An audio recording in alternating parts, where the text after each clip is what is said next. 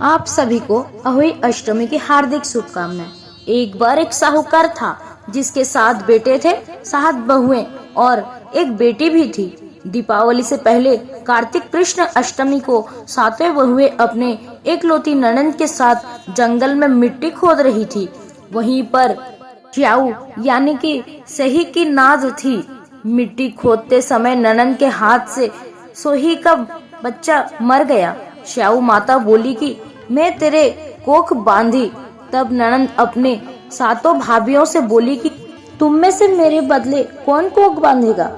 तब सभी भाभियां ने कोख बंधवाने से इनकार कर दिया, परंतु छोटी भाभी सोचने लगी कि अगर मैं कोख नहीं बंधवाई तो सासू बहुत नाराज होंगी। मन में ऐसा विचार कर छोटी भाभी ने ननंद के बदले में अपने कोख बंधवा ली। इसके बाद जब भी उसके लड़का होता तो 7 दिनों बाद ही मर जाता।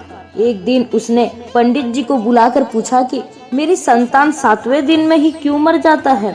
पंडित जी ने कहा कि तुम सुरही गाय की पूजा करो।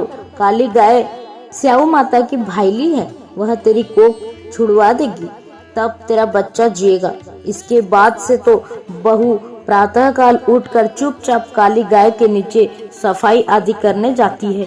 गौ माता एक दिन बोली कि आजकल कौन मेरी सेवा कर रहा है, मैं आज देखूंगी। तब गौ माता अगले दिन खूब तड़के उठी। उन्होंने क्या देखा कि साहूकार के बेटे की बहू उसके नीचे साफ सफाई आदि कर रही है। गौ माता उससे बोली, मैं तेरे सेवा से प्रसन्न हूँ, जो इच्छा चाहे वह वर मांग ले। तब साहूकार की बहू बोली कि स्याऊ माता तुम्हारी भाईली है और उसने मेरी कोख बांध रखी है, सो मेरी कोख खुलवा दो। तब गौ माता ने कहा, अच्छा ठीक है। अब तो गौ माता 7 समुंदर पार अपने भाईली के पास उसको लेकर चली। रास्ते में कड़ी धूप थी तो वह दोनों एक पेड़ के नीचे गई। थोड़ी देर में वहां पर एक सांप आया और उसी पेड़ पर गरुड़ पक्षी का बच्चा था। वह सांप उसको डसने लगा। तब साहूकार की बहू ने सांप को मारकर ढोल के नीचे दबा दिया और बच्चे को बचा लिया। थोड़ी देर में गरुड़ पक्षी आई और वहां खून पड़ा देखकर साहूकार की बहू को चोंच मारने लगी। तब साहूकार ने बोली कि मैंने तेरे बच्चे को मारा नहीं, बल्कि सांप तेरे बच्चे को ढसने आया था। मैंने तो बस तेरे बच्चे को उसी सांप से रक्षा की है। यह सुनकर गरुड़ पक्षी बोली कि मांग, तू क्या मांगती है। तब वह बोली, 7 समुंदर पार स्याऊ माता के पास पहुंचा दो। गरुड़ पक्षी ने दोनों को अपने पीठ पर बिठाकर 7 समुंदर पार स्याऊ माता के पास पहुंचा दिया। स्याऊ माता उन्हें देखकर बोली, बहन बहुत दिनों बाद आई हो। तो वह कहने लगी कि बहन मेरे सिर में जूं पड़ गई है। तब सुरही के कहने पर साहूकार की बहू ने सलाई से उनकी सारी जुआएं निकाल दी।